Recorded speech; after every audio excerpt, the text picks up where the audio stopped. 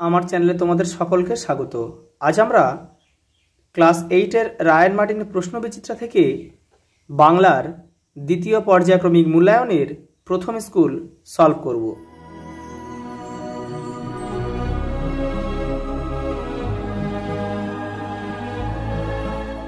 দেখো, প্রথম school কান্দিরাজ high school. একের দাগে, ছন্নছাড়া কবিতায় কবি প্রথমে গাছটিকে দেখেছিলেন গাছের প্রেত ছায়া হিসেবে। হাওয়াদের কি নেই, বাড়ি নেই। পরেরটা দেখো, মাচানের তলায় রঙের ঢেউ মেলেছে পালং শাক, নোটে শাক। হঠাৎ করে প্রায় কতজন কৃষক রমেশের কাছে এসে কেঁদেছিল? 20 জন কৃষক। ডাম্বল বুকুর কোন কোন কাকার আলমারি ভেঙে বই নামিয়েছিল? সেঁজো কাকার। নাটোরের কনফারেন্সের বছরটা ছিল ভূমিকম্পের। অপু বাবার সঙ্গে যে শিষ্যের বাড়ি গিয়েছিল তার নাম কি? লক্ষণ মহাজন। বৃথা সময় নষ্ট করো না, এটি কোন ধরনের বাক্য? অনুজ্ঞাবাচক। অমিতা বাড়ি গিয়ে ভাত খাবে। রেখাঙ্কিত ক্রিয়াটি হলো অসমাপিকা ক্রিয়া।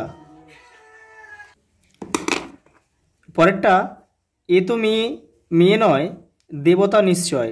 দাগ দেওয়া পত্রী কী ধরনের অব্যয়? এটা আলংকারিক অব্যয়।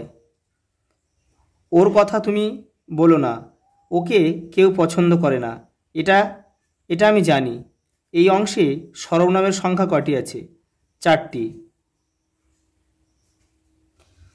পরের প্রশ্ন দেখো, দইটা এখনো বসেনি, এই বসার অর্থ কি? জমে যাওয়া।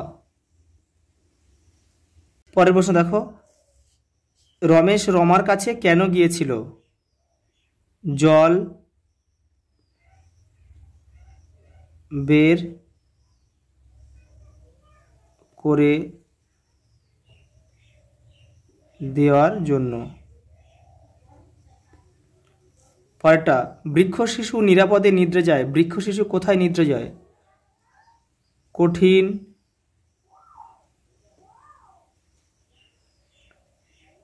ঢাকনা যুক্ত বীজের মধ্যে।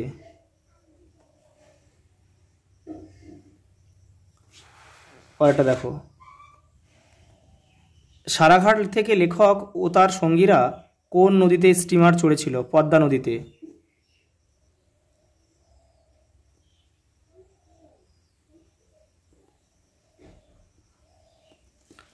পরেরটা দেখো, ডিঙিও ভাসিছে কার জলে। ডিঙিটি কেমন? ডিঙিটি বহুদিনের জীর্ণ, কোথাও ঝাঁচড়া, কোথাও ফোপড়া হয়ে পড়ে আছে। বাড়িটিকে ভালোবেসে কারা বেড়াতে এলে কিছুক্ষণ থেমে রয়?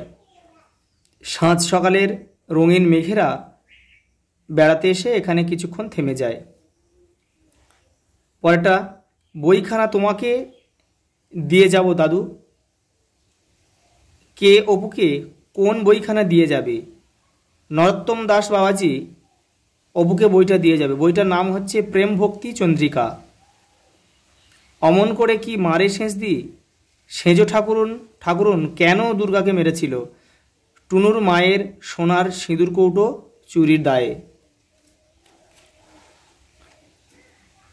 কদিন ধরে সমানে বৃষ্টির আর শেষ নেই। বাক্যটিকে অস্তর্থক বাক্যে পরিণত করো। কদিন ধরে সমানে বৃষ্টি হচ্ছে। পরেরটা, চোখ শব্দটিকে শাসন অর্থে ব্যবহার করে একটি বাক্য লেখো। তোমাদের ভাষা বইয়ের টেক্সটের ভাষা বইয়ের 63 পৃষ্ঠার নাম্বার তোমরা বইটা পেয়ে যাবে। আমি লিখি বাক্যটিতে ক্রিয়া বিশেষণের যোগ করে লেখো। আমি খুব ভালো লিখি। অব্যয় বলতে কি বোঝো? তোমাদের ভাষার যে টেক্সট রয়েছে সেখানে তোমরা ভাষা বাড়তে 25 নম্বর পেজে পাবে। অথবা রায়ান মার্টিনের সাহিত্য বিচিত্রা 314 নম্বর পেজে পাবে, দেখে নাও। এই যে অব্যয় বলতে কি বোঝে, এখান থেকে লিখতে হবে। এই যে অব্যয় বলা হয় এবং কিংবা, আহা, নচেত, তো, বরং, সুতরাং এগুলো হচ্ছে উদাহরণ। পরের প্রশ্ন দেখো, ধাতু কখন ক্রিয়াপদে পরিণত হয়? ধাতুর সঙ্গে বিভক্তি যুক্ত হয়ে ক্রিয়াপদে পরিণত হয়। দেখে নাও 3 দাগের, নানা উপায়ে গাছের বীজ ছড়াইয়া যায়, পাঠ্যাংশে অনুসারে 2টি উপায়ের কথা লেখো। দেখো তোমাদের যে রায়ান মার্টিন বা সাহিত্য বিচিত্রা রয়েছে তার 102 নম্বর পেজে কিন্তু উত্তরটা রয়েছে, দেখে নাও। এই যে এটা কিন্তু এখান থেকে এটা পুরোটা লিখতে হবে। গরম গরম গরম সন্দেশ খাওয়ান দেখি। লেখকের অনুরোধে নাটোরের রাজা গরম সন্দেশ খাওয়ানোর জন্য কি ব্যবস্থা করেছিল? দেখে নাও।